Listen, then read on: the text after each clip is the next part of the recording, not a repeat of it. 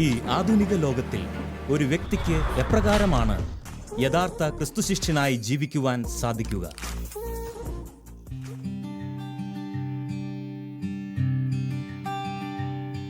വിശുദ്ധ മത്തായിയുടെ സുവിശേഷം 5-ാം അധ്യായം 16-ാം വാക്യത്തിൽ ഈശോ പറയുന്നു, മനുഷ്യർ നിങ്ങളുടെ സത്പ്രവൃത്തികൾ കണ്ട് സ്വർഗസ്ഥനായ നിങ്ങളുടെ പിതാവിനെ മഹത്വപ്പെടുത്തേണ്ടതിന് നിങ്ങളുടെ വെളിച്ചം അവരുടെ മുൻപിൽ പ്രകാശിക്കട്ടെ.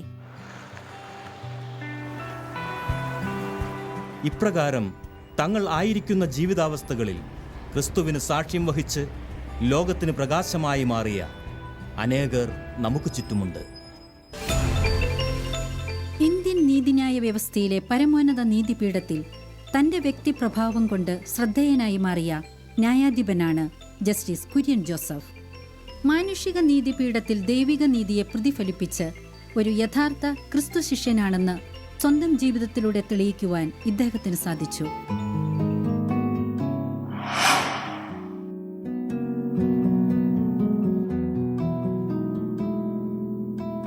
ഭരണനിർവഹണ രംഗത്ത് തന്റേതായ പ്രവർത്തന മികവുകൊണ്ട് ഉന്നതങ്ങൾ കീഴടക്കിയ ഒരു വ്യക്തിയാണ് UV ജോസ് IAS.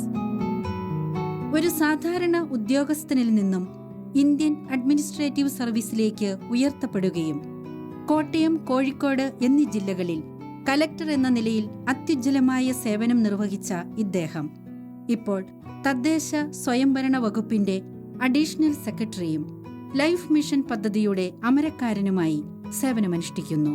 തന്റെ ജീവിതത്തിലെ ഉയർച്ചകൾക്കും നേട്ടങ്ങൾക്കും പിന്നിൽ ദൈവകരമാണെന്നും തന്റെ സേവന മേഖലയിൽ മാതൃക യേശുക്രിസ്തുവാണെന്നും ഇദ്ദേഹം ഉറച്ചു വിശ്വസിക്കുന്നു.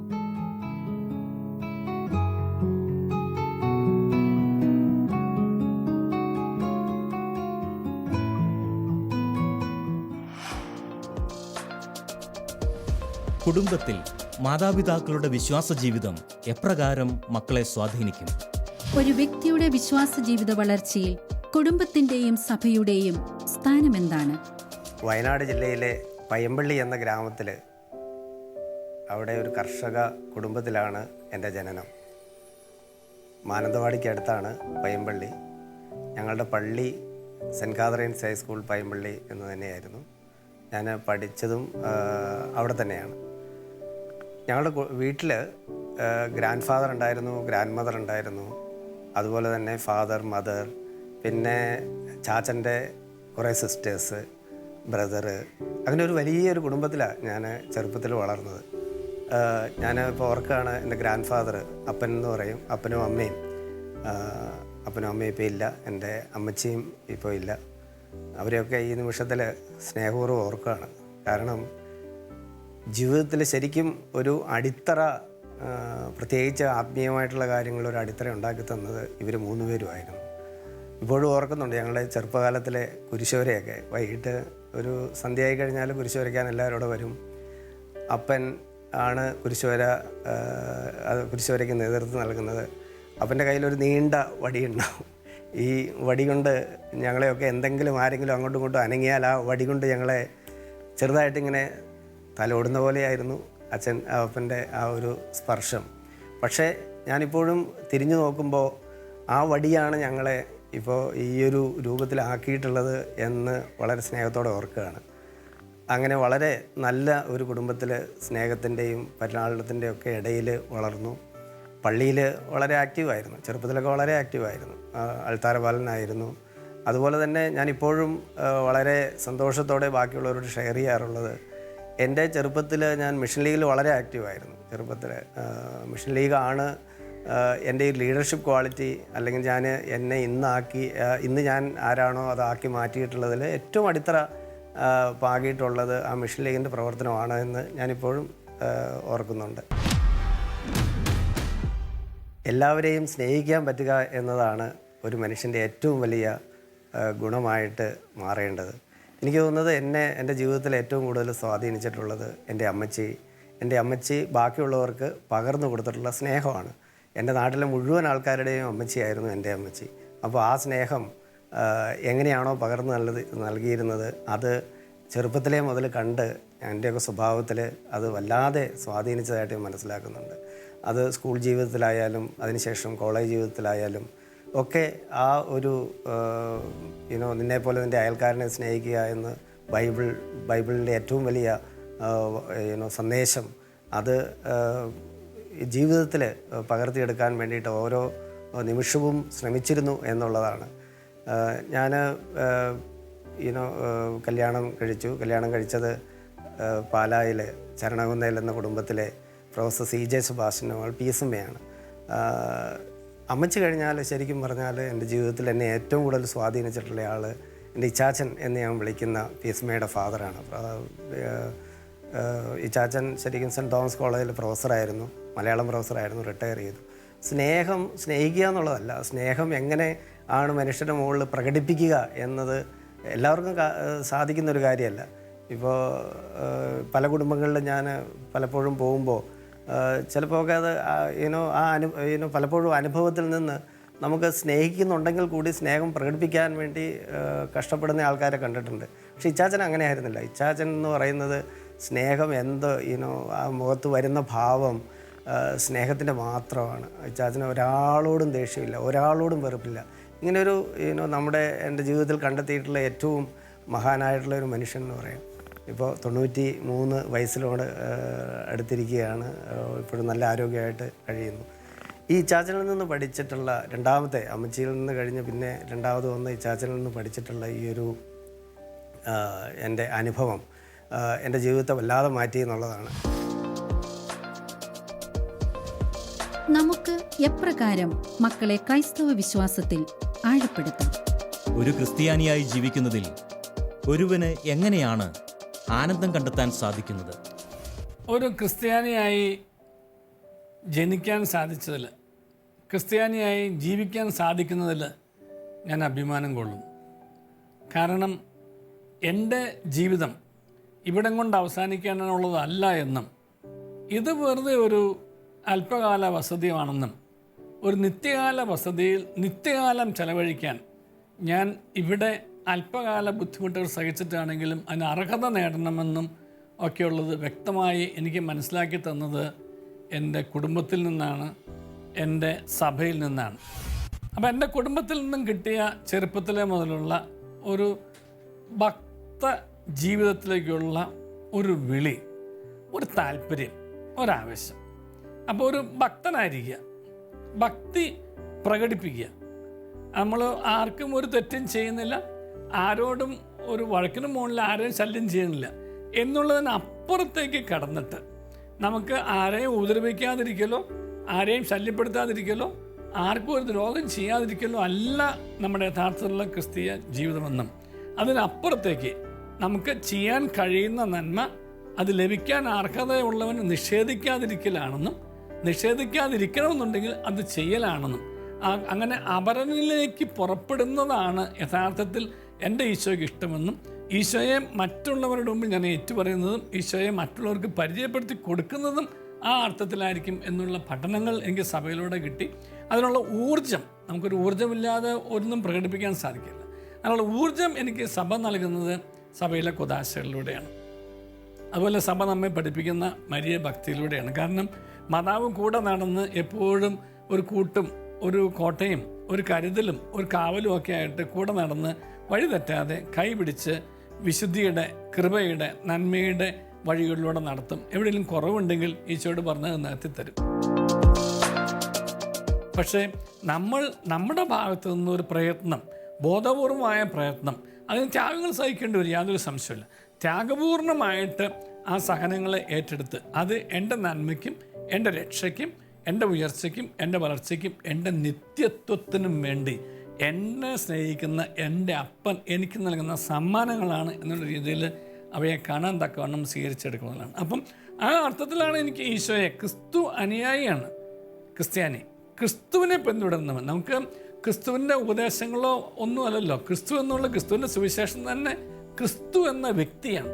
അപ്പോൾ ആ ക്രിസ്തു എന്ന വ്യക്തി, വിശ്വാസത്തിലൂടെ കടന്നുപോയ ക്രിസ്തുവിനെ ഞാൻ എൻ്റെ സഭയിലെ കുദാശകളിലൂടെ സ്വീകരിക്കുകയും ചരിത്രത്തിലൂടെ കടന്നുപോയ ക്രിസ്തുവിനെ എൻ്റെ ജീവിതത്തിലൂടെ ഞാൻ ഈ ഊർജത്തിൻ്റെ ഫലമായി ഈ ലോകത്തിന് പരിചയപ്പെടുത്തി കൊടുക്കുകയും ചെയ്ത് കഴിയുമ്പോൾ ഞാൻ ധന്യനായി. കാരണം എൻ്റെ രക്ഷ ഞാൻ തന്നെ നേടിയെടുക്കുന്ന ഒരു പ്രത്യേകത, ഒരു പ്രതീതി എന്ന് പറയുന്നത്. അപ്പോൾ യേശുവിൻ്റെ ജീവിതത്തിൻ്റെ തുടർച്ചയാണ് എൻ്റെ ജീവിതമെന്നും എൻ്റെ ഈ ലോകത്തെ ജീവിതത്തിൻ്റെ തുടർച്ചയാണ് എൻ്റെ നിത്യത എന്നുള്ളതും എനിക്ക് ഈ യേശുക്രിസ്തുവിലൂടെ മനസ്സിലാക്കാൻ സാധിച്ചു. അനുദിനമുള്ള ബലിയർപ്പണം ഓരോ ജീവിതത്തെയും എത്രത്തോളം അനുഗ്രഹപൂരിതമാക്കി മാറ്റും. ജീവിതത്തിലെ ഉയർച്ചകൾക്ക് പുറകിൽ കൂദാശകളിലൂടെ ലഭിക്കുന്ന ദൈവിക അനുഗ്രഹത്തിന്റെ സ്വാധീനം എപ്രകാരമാണ്? പരിശുദ്ധ കുർബാനയാണ് എൻ്റെ ജീവിതത്തിലെ ഏറ്റവും വലിയ ശക്തി. കഴിഞ്ഞ 15 വർഷമായി ഞാനും എൻ്റെ ഭാര്യ പീസമ്മയും എല്ലാ ദിവസവും രാവിലെ പരിശുദ്ധ കുർബാനയിൽ പങ്കെടുക്കാൻ ശ്രമിക്കാറുണ്ട്. ഇത് അതുവരെ ഞങ്ങൾ ശനിയും ഞായർ എന്ന സാധാരണ ഒരു ക്രിസ്ത്യാനി ചെയ്യുന്ന കാര്യങ്ങൾ മാത്രമേ ചെയ്തിട്ടുണ്ടായിരുന്നുള്ളൂ. പക്ഷേ ഞങ്ങളുടെ ഒരു കുടുംബ കൂട്ടായ്മയിൽ ഞങ്ങളുടെ ഒരു സുഹൃത്ത്, ഫാമിലി സുഹൃത്ത് മോൻസിയും ഫാമിലിയും, അവർ ഭയങ്കര റിലീജിയസാണ്. അവർ എല്ലാവരും സകുടുംബം വളരെ വർഷങ്ങൾക്ക് മുമ്പ് മുതലേ എല്ലാ ദിവസവും പള്ളിയിൽ പോവുകയൊക്കെ ചെയ്യുന്നത് ഞങ്ങൾ കാണാറുണ്ടായിരുന്നു. അപ്പോൾ ഈ മോൻസിയുടെ ഭാര്യയും രണ്ടുപേരും ഞങ്ങൾ ഈ കുടുംബ കൂട്ടായ്മയിൽ വരുമ്പോൾ ഞങ്ങളോടും അതുപോലെ തന്നെ കുടുംബ കൂട്ടായ്മയിലുള്ള എല്ലാവരോടും പറയും, എല്ലാവരും പള്ളിയിൽ പോകണം, എല്ലാ ദിവസവും കുർബാന കാണണം, അതിൻ്റെ ശക്തിയൊന്ന് വേറെയാണെന്ന്. ഇത് ഞങ്ങളെ വല്ലാതെ സ്വാധീനിച്ചു. ആദ്യമൊന്നും അത്ര ശ്രദ്ധിച്ചില്ല, പിന്നീട് വീണ്ടും റിപ്പീറ്റഡായിട്ട് വന്നപ്പോൾ ഇത് ഞങ്ങളെ വല്ലാതെ സ്വാധീനിച്ചു. ഞാനും പീസ്മയും കൂടെ എല്ലാ ദിവസവും പള്ളിയിൽ പോകാൻ വേണ്ടി തുടങ്ങി. പക്ഷേ അതിനുശേഷം വന്ന വ്യത്യാസം, ഞങ്ങളുടെ ജീവിതത്തിൽ വന്ന വ്യത്യാസം എന്നത് ഭയങ്കര വലുതാണ്. ഞങ്ങൾക്ക് പറഞ്ഞറിയിക്കാൻ വയ്യാത്ത രീതിയിലുള്ള വ്യത്യാസമായിരുന്നു. അത് പേഴ്സണൽ ലൈഫിലായാലും കുടുംബ ജീവിതത്തിലും അതുപോലെ കരിയറിലും ഔദ്യോഗിക ജീവിതത്തിലും ഒക്കെ വലിയ മാറ്റങ്ങളാണ് വന്നത്. ഒരിക്കലും പ്രതീക്ഷിച്ചില്ല. ഞാൻ ഈ IAS കിട്ടുമെന്നൊന്നും ഒരിക്കലും പ്രതീക്ഷിച്ചില്ല. ഞാനൊരു സാധാരണ ഒരു ഉദ്യോഗസ്ഥനായിട്ട് സർവീസിൽ ചേർന്നയാളാണ്. ടൗൺ പ്ലാനിങ് ഡിപ്പാർട്ട്മെൻറ്റിൽ വന്നു, പിന്നെ ടൂറിസം ഡിപ്പാർട്ട്മെൻറ്റിൽ വന്നു. അപ്പോൾ അവിടെ നിന്ന് വയനാട്ടിലെ ഒരു ടൗൺ പ്ലാനറായിട്ടോ അല്ലെങ്കിൽ ഇവിടെ മറ്റേതെങ്കിലും ഒരു പോസ്റ്റിൽ നിന്ന് റിട്ടയർ ചെയ്യും എന്ന് വിചാരിച്ചിരുന്ന ഒരാളാണ്. ഒട്ടും പ്രതീക്ഷിക്കാതെയാണ് ഈ IAS എന്ന ഒരു പ്രപ്പോസൽ വരികയും അതിലേക്കായിട്ട് അതിൻ്റെ ഇൻ്റർവ്യൂ ഒക്കെ വളരെ കൂളായിട്ട് പാസ്സാവുകയും IAS ലഭിക്കുകയൊക്കെ ചെയ്തത്. അപ്പോൾ ഇതൊക്കെ കിട്ടിയത് എൻ്റെ ജീവിതത്തിൽ ഞങ്ങൾ ഉറച്ചു വിശ്വസിക്കുന്നത് ഈ എല്ലാ ദിവസവും കുർബാനയിൽ പങ്കെടുക്കുന്നതുകൊണ്ട് മാത്രമാണെന്നാണ്. ഞാൻ ഔദ്യോഗിക ജീവിതത്തിൽ പലപ്പോഴും പല തീരുമാനങ്ങളും എടുക്കുന്നത് ഈ കുർബാനയിൽ നിന്ന് കിട്ടുന്ന ഒരു ഇൻസ്പിറേഷനിൽ നിന്നാണ്. ഒരു ദിവസം രാവിലെ പള്ളിയിൽ പോയി കഴിയുമ്പോൾ അവിടെ നിൽക്കുമ്പോൾ, പള്ളിയിൽ നിൽക്കുമ്പോൾ, അൾത്താരയ്ക്ക് മുമ്പിൽ നിൽക്കുമ്പോൾ മനസ്സിൽ കയറി വരുന്ന പല ഐഡിയാസുമാണ് പലപ്പോഴും പല സ്കീമുകളുമായിട്ടൊക്കെ മാറിയിട്ടുള്ളത്. ജനോപകാരപ്രദമായിട്ടുള്ള ഏറ്റവും മനുഷ്യനെ മാറ്റിമറിക്കാൻ പറ്റുന്ന രീതിയിലുള്ള പല സ്കീമുകളും ഉണ്ടായിട്ടുള്ളത് ആ പള്ളിക്കകത്ത് നിന്ന് തന്നെയാണ്. കലക്ടറായപ്പോൾ വിചാരിച്ചു പള്ളിയിൽ പോകാൻ പറ്റുമോ എന്നൊക്കെ മറ്റു പലരും സംശയിച്ചു. പക്ഷേ ഞങ്ങൾക്കൊരു സംശയം ഉണ്ടായിരുന്നില്ല. എല്ലാ ദിവസവും എഴുന്നേറ്റ് ആദ്യമേ പള്ളിയിൽ പോയി തന്നെ ഞങ്ങൾ തുടങ്ങിയിട്ടുണ്ട്. പലപ്പോഴും ഞങ്ങളുടെ അച്ഛനൊക്കെ പറയാറുണ്ടായിരുന്നു, എങ്ങനെയാണ് സമയം കണ്ടെത്തുന്നത്. ഞങ്ങൾക്കതിനൊരു സംശയം ഉണ്ടായിരുന്നില്ല, ബാക്കിയുള്ളവർക്ക് മാത്രമേ സംശയം ഉണ്ടായിരുന്നുള്ളൂ. ഇത് എത്ര തിരക്കാണെങ്കിലും രാവിലെ ആ ഒരു മണിക്കൂർ അല്ലെങ്കിൽ 45 മിനിറ്റ് ചിലവഴിക്കുന്നത് ഒരാളുടെ ജീവിതത്തിൽ ഏറ്റവും വിലപ്പെട്ടതാണ് എന്ന് എല്ലാവരും മനസ്സിലാക്കുക. നമുക്കൊരു ക്രിസ്തീയ ജീവിതം നയിക്കുന്നതിന് ഏറ്റവും അടിത്തറ ആ പരിശുദ്ധ കുർബാന തന്നെയാണെന്നാണ് ഞങ്ങൾ വിശ്വസിക്കുന്നത്. ഒരു നല്ല വക്കീലിന് എങ്ങനെ നല്ല ക്രിസ്ത്യാനിയായി ജീവിക്കുവാൻ സാധിക്കും? ഔദ്യോഗിക ജീവിതവും ക്രൈസ്തവ ജീവിതവും ഒരു വ്യക്തിക്ക് എങ്ങനെ ഒരുമിച്ച് കൊണ്ടുപോകാം? എൻ്റെ ഔദ്യോഗിക ജീവിതം എന്ന് പറയുന്നത് 20 വർഷത്തിലധികം നീണ്ട അഭിഭാഷക ജീവിതവും 18 വർഷം നീണ്ട ന്യായാധിപൻ എന്നുള്ള ജീവിതവും അതിനുശേഷം കഴിഞ്ഞ ഒരു വർഷത്തോളമായി ഒരു റിട്ടയർ ചെയ്ത ന്യായാധിപൻ എന്നുള്ള ജീവിതമാണ്. 40 വർഷത്തോളമായി അങ്ങനെ നിയമരംഗത്ത് വ്യാപരിക്കുന്നു. പലപ്പോഴും അഭിഭാഷകനായിരിക്കുമ്പോൾ എന്നോട് ചോദിച്ചിട്ടുള്ള ചോദ്യമാണ്, എങ്ങനെ ഒരു നല്ല ക്രിസ്ത്യാനിക്ക് നല്ല വക്കീലാകാൻ പറ്റും, അല്ലെങ്കിൽ നല്ലൊരു വക്കീലിന് എങ്ങനെ നല്ല ക്രിസ്ത്യാനിയായിട്ട് ജീവിക്കാൻ പറ്റും?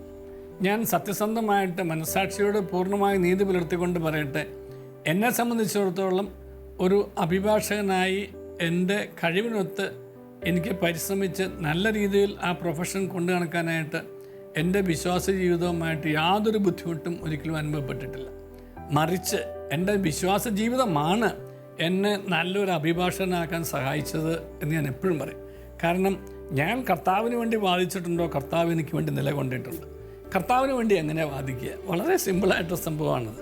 കർത്താവിന് വേണ്ടി വാദിക്കുക എന്ന് പറയുന്നത് നമ്മളെ ദൈവം ഏൽപ്പിച്ച ഉത്തരവാദിത്തങ്ങൾ സത്യസന്ധവും വിശുദ്ധവും നിർമ്മലവുമായ രീതിയിൽ നമ്മുടെ കഴിവിനൊത്ത്, to the best of my ability, knowledge, information, എൻ്റെ കഴിവും എൻ്റെ അറിവും എൻ്റെ ബുദ്ധിശക്തികളൊക്കെ ഉപയോഗിച്ച് നന്നായി നിർവഹിക്കുക എന്നുള്ളതാണ്. അത് അപ്രകാരം നന്നായി നിർവഹിക്കുമ്പോൾ നമുക്ക് ഒരു സത്യസന്ധത ഉണ്ട്, വിശ്വാസ്യത ഉണ്ട് എന്ന് കണ്ടേ തന്നെ നമുക്ക് പിന്നെ ഒരു ഒന്നിനെയും പേടിക്കേണ്ട ആവശ്യമില്ല. അതുകൊണ്ട് തന്നെ കോടതിയിൽ ഞാൻ ഇപ്പോഴും എൻ്റെ മനസ്സിൽ പച്ചയായ എത്രയോ രംഗങ്ങളുണ്ട്. പലപ്പോഴും ഞാൻ വാദിക്കുന്ന പല രംഗങ്ങളും പല കാര്യങ്ങളും വാദിച്ചിരുന്ന കാലഘട്ടത്തിൽ ജഡ്ജിമാർ അപ്പാടെ എടുക്കുമായിരുന്നു. കാരണം അവർക്ക് 100% ഉറപ്പുണ്ടായിരുന്നു ഈ എളിയവൻ നുണ പറയില്ല എന്നും തെറ്റായൊരു കാര്യം കോടതിയെ ധരിപ്പിക്കില്ല എന്നും.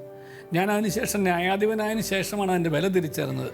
ഒരു അഭിഭാഷകൻ കോടതിയെ തെറ്റിദ്ധരിപ്പിക്കില്ല, സത്യസന്ധമായി വ്യാപരിക്കും, കോടതിയുടെ മുമ്പാകെ നുണ പറയില്ല എന്നുള്ള ഒരു ബോധ്യം ഒരു ജഡ്ജിക്ക് കിട്ടിക്കഴിഞ്ഞാൽ ആ അഭിഭാഷകൻ്റെ ഔദ്യോഗിക ജീവിതം കോടതിയിൽ 50% വിജയിച്ചു കഴിഞ്ഞു.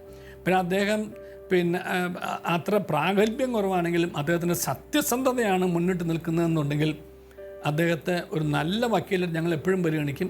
ആ വക്കീൽമാരെ ജഡ്ജിമാർ എപ്പോഴും പ്രോത്സാഹിപ്പിക്കും. ജഡ്ജിമാർക്ക് വലിയ ഒരു സന്തോഷമായിരിക്കും അവരെ കാണുന്നതും അവരെ കേൾക്കുന്നതും. അതുകൊണ്ട് തന്നെ അവർ വായിക്കുന്ന കേസുകളിലൊക്കെ ഒരു 50-50 ഞങ്ങൾ പറയും. ഇങ്ങനെയും തീരുമാനിക്കാം, അങ്ങനെയും തീരുമാനിക്കണം എന്നുള്ള ഒരു സ്ഥിതിയാണെന്നുണ്ടെങ്കിൽ സത്യസന്ധനും നീതിമാനും ആയിട്ടുള്ള ഒരു നല്ല മനുഷ്യനായിട്ടുള്ള നല്ല വക്കീലാണ് ആ കേസ്, ഞാൻ നേരത്തെ സൂചിപ്പിച്ചിട്ടുള്ള വക്കീലാണ് ആ കേസ് വാദിക്കുന്നുണ്ടെങ്കിൽ അത് അദ്ദേഹത്തിന് അനുകൂലമായിട്ട്, അദ്ദേഹത്തിൻ്റെ കക്ഷിക്ക് അനുകൂലമായിട്ട് കോടതി വിധിക്കുകയുള്ളൂ. കാരണം അത് ആ വ്യക്തിയുടെ വിശ്വാസ്യതയാണ്. ആ വിശ്വാസ്യത എന്നെ സംബന്ധിച്ചിടത്തോളം ആ വിശ്വാസ്യത എന്നുള്ളത് മാനുഷികമായ ഒരു മൂല്യങ്ങളോ കഴിവുകളായിട്ട് ഞാൻ ഒരിക്കലും കരുതിയിരുന്നില്ല. എൻ്റെ ദൈവം എന്നെ പഠിപ്പിച്ച വിശുദ്ധിയുടെ കാര്യത്തെക്കുറിച്ചാണ്. കാരണം വിശുദ്ധി കൂടാതെ ദൈവത്തെ കാണാനായിട്ട് ദൈവത്തെ കാണാൻ സാധ്യമല്ല എന്നുള്ള ഒരു പഠനമാണ് എന്നെ സ്വാധീനിച്ചിട്ടുള്ളത്. ആ വിശുദ്ധി എന്ന് പറയുന്നത് എൻ്റെ സത്യസന്ധതയാണ്. ആ വിശുദ്ധി എന്ന് പറയുന്നത് എൻ്റെ നീതിബോധമാണ്. ആ വിശുദ്ധി എന്ന് പറയുന്നത് എൻ്റെ കഠിനാധ്വാനമാണ്. ആ വിശുദ്ധി എന്ന് പറയുന്നത് എൻ്റെ അർപ്പണമാണ്.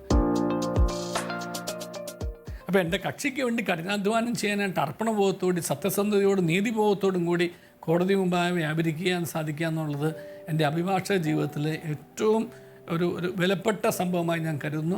അതിൻ്റെ വലിയൊരു ക്രൗണിങ് ഇഫക്റ്റായിരുന്നു, അതിൻ്റെ വലിയൊരു സമ്മാനമാണ് എന്നെ സംബന്ധിച്ചിടത്തോളം ഈശോ എന്നെ ഉന്നത സ്ഥാനങ്ങളിൽ എത്തിച്ച്. 42 വയസ്സിൽ കേരള ഹൈക്കോടതിയുടെ ചരിത്രത്തിൽ ആ പ്രായത്തിലാരും സീനിയർ അഡ്വക്കേറ്റ് ആയിട്ടൊന്നും ഞാൻ കരുതുന്നില്ല.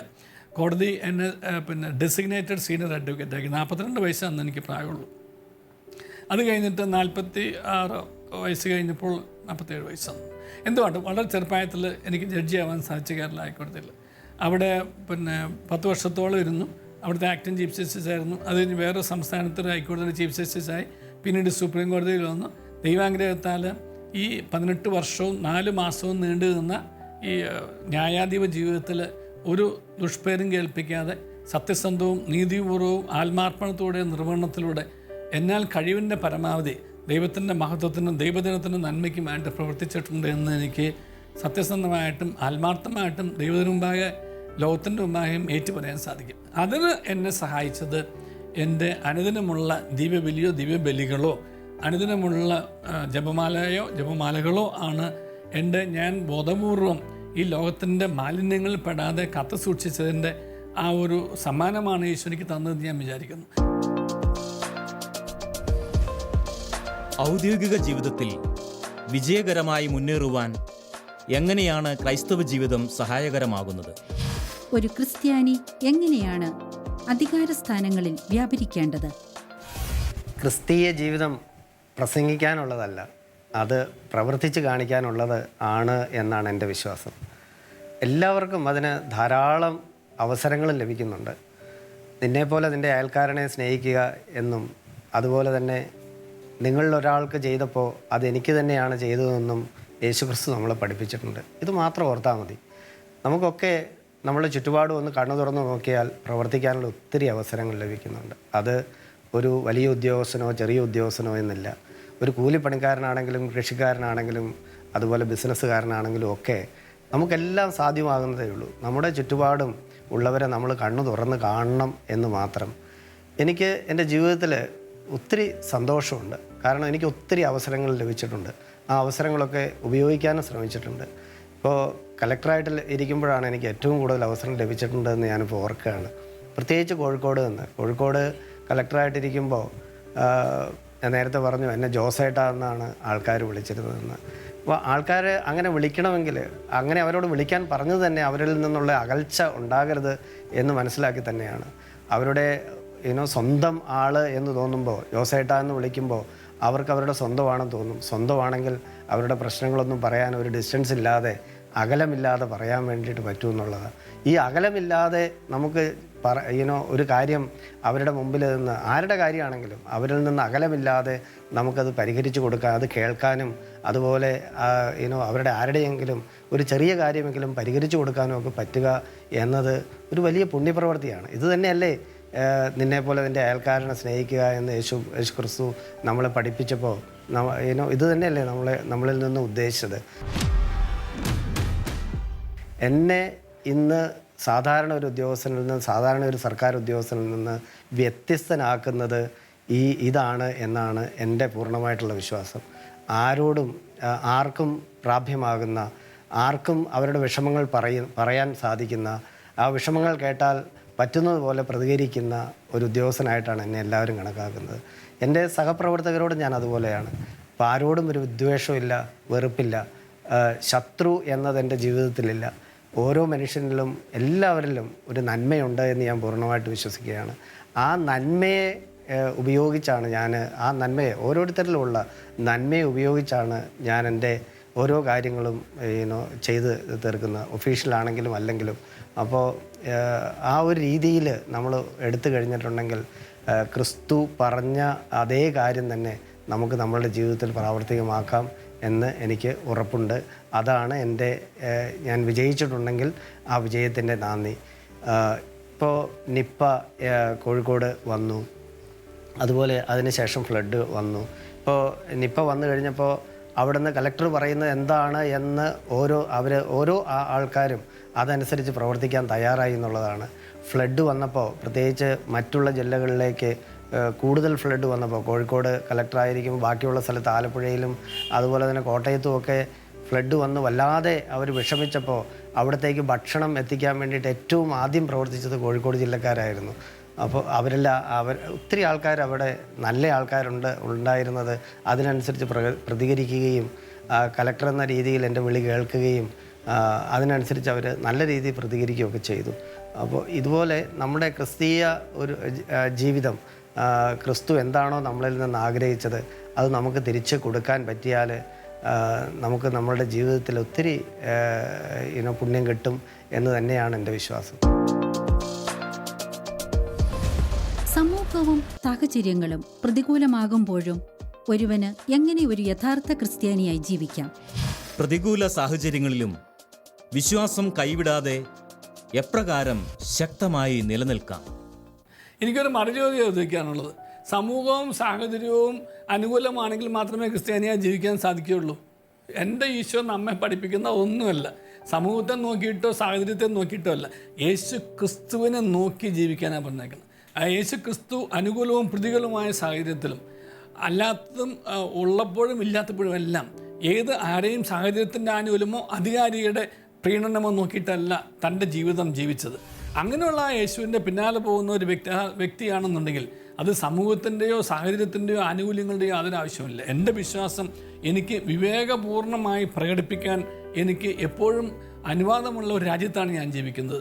അത് മറ്റാർക്കൊരു ഉപദ്രവം വരുത്താതെയും മറ്റ് നിയമങ്ങളുടെ ലംഘനമാവാതെയും ആ വിശ്വാസം അനുസരിച്ച് ജീവിക്കാൻ എനിക്ക് അവകാശമുണ്ട്. അത് നിയമത്തിൻ്റെ വശം. പക്ഷേ വിശ്വാസത്തിൻ്റെ ദൃഷ്ടിയിൽ നിന്ന് ഞാൻ പറയട്ടെ, ഒരു കാരണവശാലും അപ്രകാരം ഒരു ചോദ്യത്തിന് നമ്മൾ കൊടുക്കരുത്. കാരണം സാഹചര്യം അനുകൂലമാകുമ്പോൾ പ്രസംഗിക്കാനും സൗകര്യങ്ങൾ ഉള്ളപ്പോൾ പ്രാർത്ഥിക്കാനും ഉള്ളതല്ല നമ്മുടെ വിശ്വാസം. നമ്മുടെ വിശ്വാസം എന്നുള്ള സാഹചര്യങ്ങൾ എതിരാകുമ്പോൾ തെളിയിക്കാനും സൗകര്യങ്ങൾ ഇല്ലാത്തപ്പോൾ നിലകൊള്ളാനും നിലപാടെടുക്കാനൊക്കെ കഴിയുന്നൊരു വിശ്വാസം. അപ്പോഴാണ് വിശ്വാസത്തിന് തിളക്കമാവുന്നത്. നമ്മൾ ലോകത്തിൻ്റെ വെളിച്ചമാവാനാണ് പറഞ്ഞേക്കുന്നത്. ലോകത്തിൻ്റെ അന്ധകാരമാണ് ഈ പ്രതികൂലമായ സാഹചര്യങ്ങളും അനുകൂലമല്ലാത്ത സാഹചര്യങ്ങളിലും. ആ ലോകത്തിലേക്കാണ് നീ വെളിച്ചമാവാൻ പറഞ്ഞത്. അനുകൂലമല്ലാത്തതും പ്രതികൂലമായ സാഹചര്യങ്ങളും സൗകര്യങ്ങളുമാണ് ലോകത്തിൽ ഉപ്പില്ലാത്ത അവസ്ഥ. അവിടെ ഞാനാകുന്ന ഉപ്പ്, ദൈവമാകുന്ന യേശുവാകുന്ന ഉപ്പിനെ അവിടെ അവതരിപ്പിക്കാനാണ് പറഞ്ഞത്. അപ്പം സാഹചര്യങ്ങളെയും സൗകര്യങ്ങളെയും നോക്കി ഒരിക്കലും വിശ്വാസ ജീവിതത്തെ ബന്ധപ്പെടുത്താൻ കഴിയില്ല. അനുകൂലമാണെങ്കിലും പ്രതികൂലമാണെങ്കിലും എൻ്റെ മനസ്സാക്ഷി വെച്ച് ദൈവം നിന്നിൽ അർപ്പിച്ച ദൈവാത്മാവിൻ്റെ പ്രചോദനം അനുസരിച്ച് സത്യസന്ധവും നീതിപൂർവമായിട്ട് സഭയുടെ പഠനങ്ങൾക്കനുസരിച്ച് നിൻ്റെ വിശ്വാസം ഈ ലോകത്ത് പ്രകടിപ്പിച്ച് ജീവിക്കാൻ ഒരു ക്രിസ്ത്യാനി എന്നുള്ള നിലയ്ക്ക് നീ ഞാനും നമ്മളെല്ലാവരും വിളിക്കപ്പെട്ടവരാണ്. ആ വിളിക്കപ്പെട്ട വിളിക്കനുസരിച്ച് ജീവിക്കലാണ് യേശുവിനെ ഈ ലോകത്ത് ഏറ്റുപറയുന്നത്. അപ്രകാരം ഏറ്റുപറയുന്നവനെയാണ് ദൈവം മഹത്വപ്പെടുന്നത്. ഏറ്റുപറയാത്തവനെയാണ് നമ്മൾ യേശു തള്ളിക്കളയുന്നത്. അവനോടാണ് യേശു ചോദിച്ചത്, നിന്നെ ഞാൻ അറിയില്ലല്ലോ എന്ന് പറഞ്ഞത്. അപ്പോൾ നമ്മളെന്താ പറയുക, എനിക്ക് നല്ല സൗകര്യങ്ങളും സാഹചര്യങ്ങളൊക്കെ ഉണ്ടായിരുന്നപ്പോൾ എത്രയോ കൺവെൻഷനിൽ ഞാൻ പ്രസംഗിച്ചു, എത്രയോ പേരോട് ഞാൻ എൻ്റെ പുസ്തകങ്ങൾ എഴുതി കൊടുത്തയച്ചു. കർത്താവ് എന്താ പറഞ്ഞത്, നീ എന്നെ പരീക്ഷിക്കപ്പെടുന്ന സമയത്ത് നീ എനിക്ക് വേണ്ടി നിലകൊണ്ടു. നിൻ്റെ പ്രതികൂലവും അനുകൂലമല്ലാത്തതുമായിട്ടുള്ള സൗകര്യങ്ങളിലും സാഹചര്യങ്ങളിലും നീ എടുത്ത നിലപാടെന്താണ്? നീ സൗകര്യപൂർവ്വം ഡിപ്ലോമാറ്റിക് നിലപാടെടുത്തോ അതോ ധീരമായിട്ട് സത്യസന്ധമായിട്ട് നിൻ്റെ വിശ്വാസത്തിന് സാക്ഷിയാവുന്ന രീതിയിൽ നിലപാട് നീ എടുത്തു എന്നുള്ളതാണ്. ആ വിശ്വാസത്തെ ആ തരത്തിൽ പ്രകടിപ്പിക്കുന്നവന് ദൈവരാജ്യം ഉറപ്പാണ് എന്ന് യേശു നമുക്ക് വാഗ്ദാനം ചെയ്യുന്നു. ആ അർത്ഥത്തിൽ അനുകൂലമോ പ്രതികൂലമോ നോക്കാതെ എപ്പോഴും സത്യസന്ധമായ രീതിയിൽ നമ്മുടെ വിശ്വാസത്തെ നമ്മുടെ വിവേകപൂർണമായ രീതിയിൽ പ്രകടിപ്പിക്കാൻ നമ്മളൊരു വിശ്വാസി എന്നുള്ള നിലയ്ക്ക് വിളിക്കപ്പെട്ടവനാണ്, കടപ്പെട്ടവനാണ്, അതും നിർവഹിക്കുന്നവനാണ് ദൈവരാജ്യത്തിൻ്റെ സമാനമെന്ന് ഞാൻ വിശ്വസിക്കുന്നു. ഔദ്യോഗിക ജീവിതത്തിലെ സമ്മർദ്ദങ്ങളെ ഒരു ക്രിസ്തു ശിഷ്യൻ എങ്ങനെ നേരിടും? ക്രിസ്തീയ ജീവിതം വഴിതെറ്റാതെ മുന്നോട്ട് കൊണ്ടുപോകുവാൻ ഒരു വ്യക്തിക്ക് എങ്ങനെ സാധിക്കും? ഔദ്യോഗിക ജീവിതത്തിൽ നമുക്ക് പലപ്പോഴും പല പ്രഷറുകളും ഉണ്ടാകാൻ സാധ്യതയുണ്ട്. എന്നെ സംബന്ധിച്ച് ഞാൻ ആ പ്രഷറുകളെയൊക്കെ വളരെ ലൈറ്റായിട്ട് എടുക്കുന്നയാളാണ്. കാരണം ഒറ്റയ്ക്കല്ല, ഞാൻ നേരത്തെ പറഞ്ഞല്ലോ, ഒറ്റയ്ക്കല്ല, എൻ്റെ കൂടെ ദൈവമുണ്ട് എന്നുള്ള ഒരു പൂർണ്ണ ബോധ്യം എന്നെ എത്ര വലിയ പ്രഷർ പോലും അതിനെ ലഘൂകരിച്ച് കാണാൻ വേണ്ടിയിട്ട് അതിനെ സഹായിക്കുന്നുണ്ട്. എന്നിരുന്നാലും പലപ്പോഴും പല ചലഞ്ചസും ഔദ്യോഗിക ജീവിതത്തിലുണ്ടാകും. പക്ഷെ അവിടെയൊക്കെ നമ്മളുടെ മുമ്പിൽ ഉണ്ടാകേണ്ട ഒരു കാര്യം, നമ്മൾ ചെയ്യുന്ന കാര്യം സത്യമാണോ എന്ന് നമുക്കുള്ള പൂർണ്ണ ബോധ്യം ഉണ്ടെങ്കിൽ ബാക്കിയുള്ള പ്രഷറൊക്കെ നമുക്ക് മാറ്റിവെക്കാൻ പറ്റും എന്നുള്ളതാണ്. ഇപ്പോൾ ചിലപ്പോൾ രാഷ്ട്രീയപരമായിട്ട് അല്ലെങ്കിൽ മേലുദ്യോഗസ്ഥന്മാരിൽ നിന്നും ഒക്കെ ചില സമയത്തുണ്ടാകുന്ന ചലഞ്ചസ്, സമ്മർദ്ദങ്ങൾ, ആ സമ്മർദ്ദങ്ങളിൽ നമ്മൾ അടിമപ്പെടാതിരുന്നാൽ മതി. ആ അടിമപ്പെടാതിരിക്കണമെങ്കിൽ നമുക്കൊരു ആത്മവിശ്വാസം വേണം, നമ്മൾ ചെയ്യുന്ന കാര്യം ശരിയാണെന്ന്. ആ ആത്മവിശ്വാസം തരുന്നത് എവിടെ നിന്നാണ് എന്നുള്ളതാണ് ഇതിനകത്ത് ഏറ്റവും പ്രസക്തമായിട്ടുള്ള ഒരു കാര്യം. അപ്പം അവിടെ എൻ്റെ ഈ ക്രിസ്തീയ ജീവിതവും അല്ലെങ്കിൽ അതിൽ നിന്നുണ്ട് ആ ഒരു അടിത്തറയും, ആ സ്ട്രോങ് ആയിട്ടുള്ള ഒരു അടിത്തറ, ആ അടിത്തറയിൽ നിന്ന് നമ്മൾ വഴി മാറാതെ സത്യസന്ധമായിട്ട് ഞാൻ നേരത്തെ പറഞ്ഞതുപോലെ ചിലപ്പോൾ പലപ്പോഴും അങ്ങനെയുള്ള അവസരങ്ങൾ ഉണ്ടാകുമ്പോൾ ഞാൻ രാവിലെ പരിശുദ്ധ കുർബാനയിൽ നിന്നുകൊണ്ടാണ് ഞാൻ ആലോചിക്കാറ്, ഇതിനൊരു സൊല്യൂഷൻ തരണമേ എന്ന് ആലോചിക്കാറ്. പക്ഷേ അവിടെ നിന്ന് എനിക്ക് അതിനുള്ളൊരു സൊല്യൂഷൻ കിട്ടാറുണ്ട്. അതനുസരിച്ച് ഞാൻ പെരുമാറുമ്പോൾ അതിനകത്തുനിന്ന് ഒട്ടും മാറിപ്പോകാതെ എനിക്ക് ആ കാര്യം സാധിക്കാനും സാധിക്കുന്നുണ്ട്.